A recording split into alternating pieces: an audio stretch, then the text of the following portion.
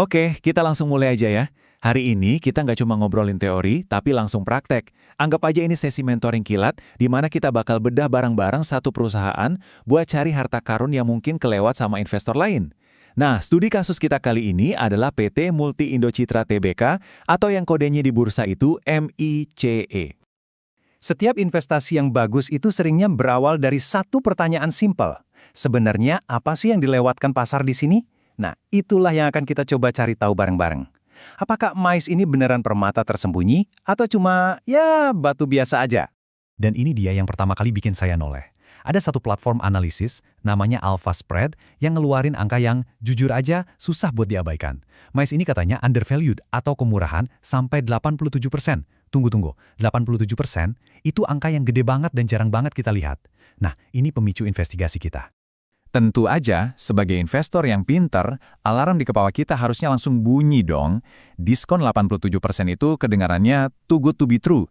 Jadi, pertanyaan besarnya adalah, apa angka ini beneran? Dan kalau emang semurah itu, kenapa belum ada yang borong sampai habis? Yuk, kita cari jawabannya. Oke, sebelum kita kejebak sama angka-angka dan rasio yang bikin pusing, ada aturan emas nomor 1 dalam investasi. Kenali dulu apa yang mau kita beli. Jadi, kita mundur selangkah. Sebenarnya, emas ini dapat duit dari mana sih?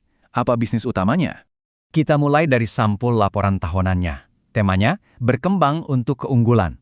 Ini bukan sekedar slogan cantik loh, ini adalah pesan dari manajemen ke kita, para investor, bahwa mereka itu nggak diam aja, tapi lagi aktif berevolusi. Ini petunjuk pertama kita. Nah, ini dia bisnisnya. Mas itu distributor gede untuk produk-produk yang mungkin aja ada di rumah Anda sekarang, terutama perlengkapan bayi, kesehatan, sama kosmetik. Dan mereka udah ada sejak tahun 1990.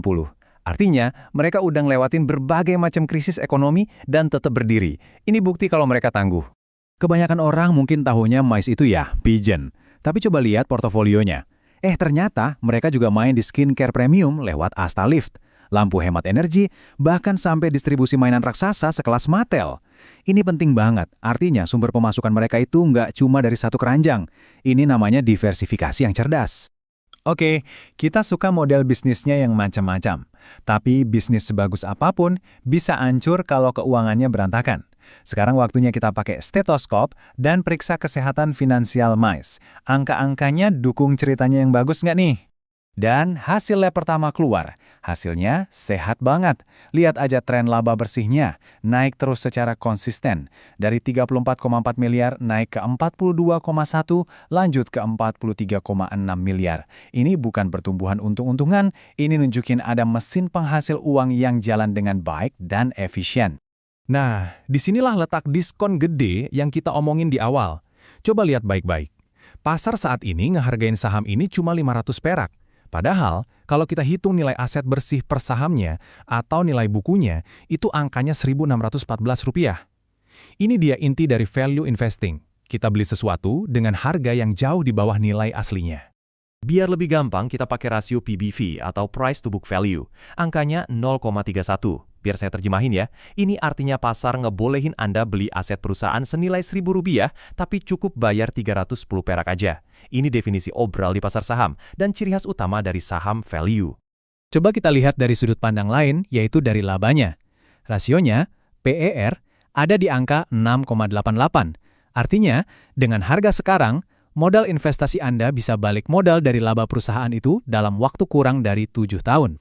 Untuk perusahaan yang labanya terus bertumbuh, angka segini tuh tergolong murah banget. Valuasi murah itu nggak ada artinya kalau perusahaannya terlilit utang. Jadi kita cek utangnya. Rasio utang terhadap modalnya cuma 0,53. Ini artinya pondasi modalnya kuat banget, 2 kali lebih besar dari total utangnya. Perusahaan ini nggak akan gampang goyang kena krisis, karena utangnya sangat terkendali. Centang hijau untuk keamanan finansial.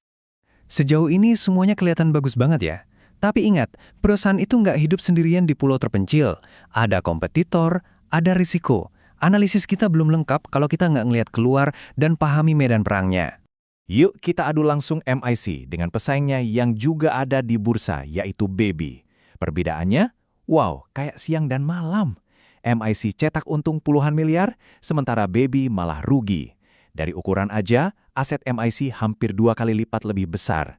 Di arena ini, jelas MIC adalah pemain yang jauh lebih dominan. Oke, sekarang bagian yang paling krusial, risikonya. Jangan pernah jatuh cinta sama sebuah saham tanpa tahu kelemahannya. Pertama, pasar utama mereka, produk bayi, itu terancam oleh tren penurunan angka kelahiran. Kedua, strategi diversifikasi mereka itu kayak pedang bermata dua. Kalau eksekusinya gagal, biayanya bisa gede. Ini adalah hal-hal yang wajib kita pantau ketat. Nah, kita udah pegang semua kepingin puzzle-nya. Bisnisnya solid, valuasinya murah, keuangannya sehat, posisinya dominan di pasar, dan kita juga udah tahu risikonya apa aja. Sekarang, yuk kita satuin semuanya buat jadi gambaran utuh apa tesis investasi kita untuk MICE. Jadi, ini dia rangkuman argumennya. Valuasinya murah banget, bisnisnya untung terus dan bertumbuh. Mereka juga baik sama investor, rajin bagi dividen. Tapi buat saya, sinyal yang paling kuat itu ini. Orang dalam alias pemegang saham pengendali justru terus-terusan nambah beli saham di harga sekarang. Mereka kan yang paling tahu kondisi dapurnya. Tindakan mereka itu bicara lebih keras dari laporan manapun. Artinya mereka percaya saham ini masih murah. Sebuah laporan analisis nyimpulin dengan sangat baik. Mitch itu permainan nilai yang klasik. Dia nawarin sesuatu yang sering disebut Warren Buffett sebagai margin of safety yang signifikan. Apaan tuh? Itu adalah bantal pengaman kita.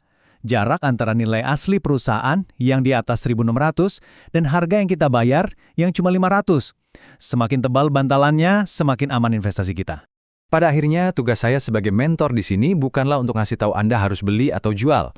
Tugas saya adalah nunjukin kerangka berpikirnya. Kita udah lihat ada margin of safety yang tebal, tapi ada juga risiko yang nyata. Nah, pertanyaan terakhir ini hanya Anda yang bisa jawab. Apakah peluang ini, dengan semua kelebihan dan kekurangannya, cocok dengan profil dan tujuan investasi Anda? Coba dipikirkan baik-baik.